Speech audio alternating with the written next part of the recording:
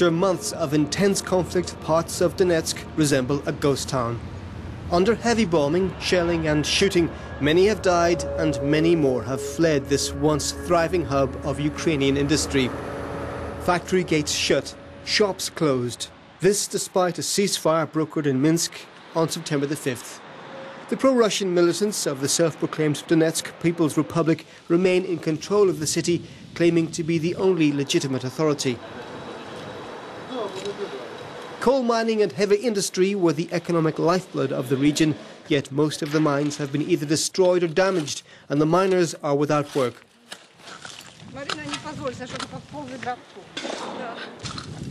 The coal mine in the suburb of Donetsk has been shelled regularly since last July. It lies less than a kilometre from the front line.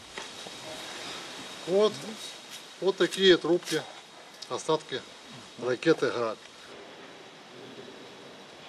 2 августа случился очередной интенсивный обстрел. On the 2nd of August, there was intensive shelling again.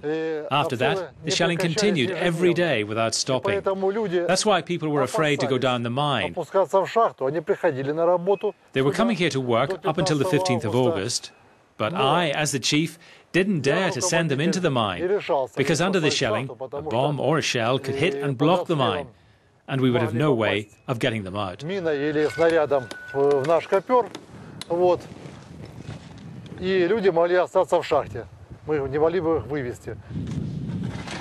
Only 200 out of the almost 1,600 miners come to work now. Their only tasks are damage repair. After his shift, Grigory Kalugin comes home warily.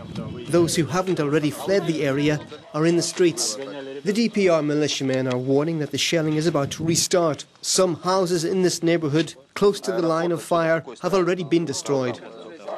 All Grigory wants is for the nightmare to end. I see things differently, not simply as Russia or Ukraine.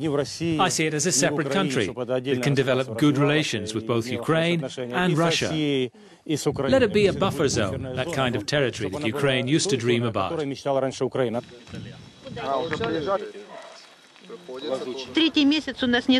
For the 3 months now, we haven't had electricity. You can see all the electricity cables are down.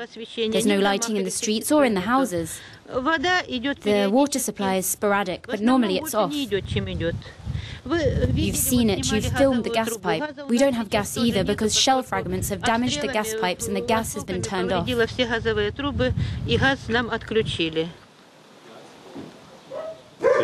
I haven't got paid yet. We are working, but I don't know if we'll get paid or not. We are wondering if we'll at least get something.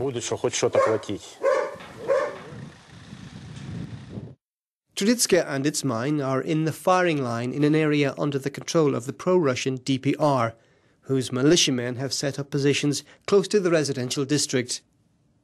There are frequent exchanges of fire with the Ukrainian positions just a few kilometres away in the residential area of Marinka, under Kyiv's control.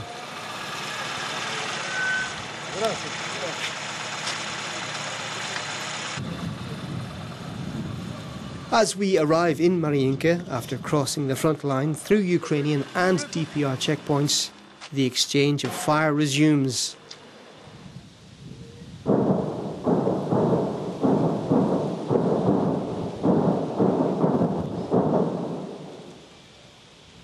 It infuriates and frustrates the exasperated locals.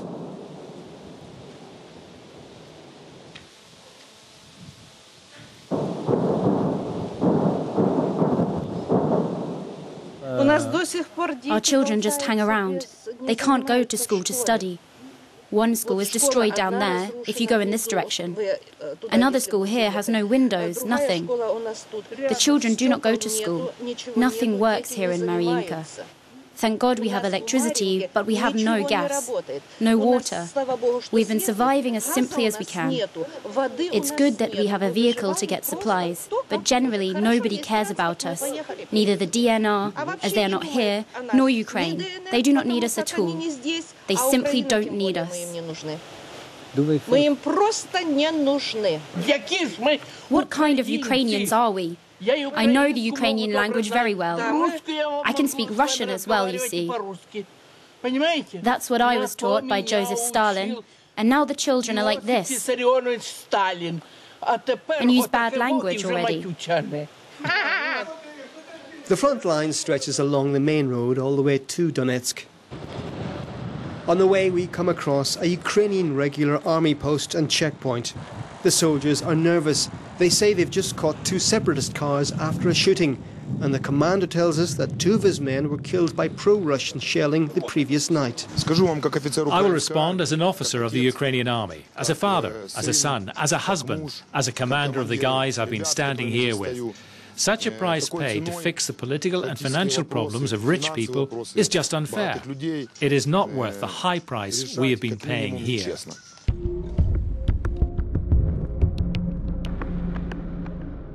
From Donetsk, we moved to Ilovaisk and then to Mariupol, crisscrossing the front line. Ilovaisk was the scene of a massacre of Ukrainian loyalist troops in August. It was also a turning point in the conflict. The pro-Kyiv offensive was stopped in its tracks and Ukrainian forces had to withdraw. According to the Ukrainians, 900 of their men died. Pro-Russian sources say it was more like 3,000. Russia brokered a safe corridor to its territory to allow Ukrainian troops to leave Ilovaisk, but they were attacked in disputed circumstances. On to Mariupol, a port city on the Azov Sea and a heavy industry hub. There we meet 2 friends, Vladimir, moderately pro-Ukrainian, and Evgeny, with mixed views. Me and my friend here are different. I support Ukraine, he is more for Russia. We have a totally different understanding, but we are friends. We communicate, we have mutual understanding. It's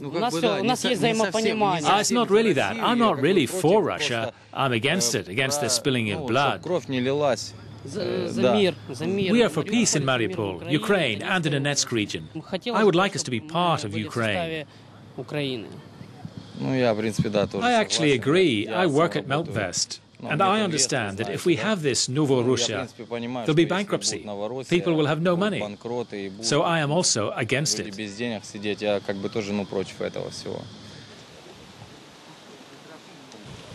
Some 40 kilometers from Mariupol is the base of the Azov Regiment. It's a light infantry paramilitary unit under the authority of the Interior Ministry in Kyiv.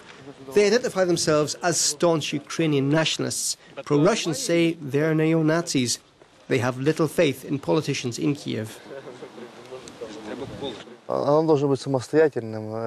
It has to be independent and probably not democratic, at least not this democracy that exists at the moment, with no responsibility and a total lack of equality. It has to be morally healthy and obviously have a strong authority.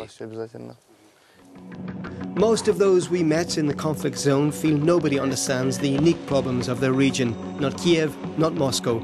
But for pro-Russians and pro-Ukrainians, a return to peace and stability is a shared dream.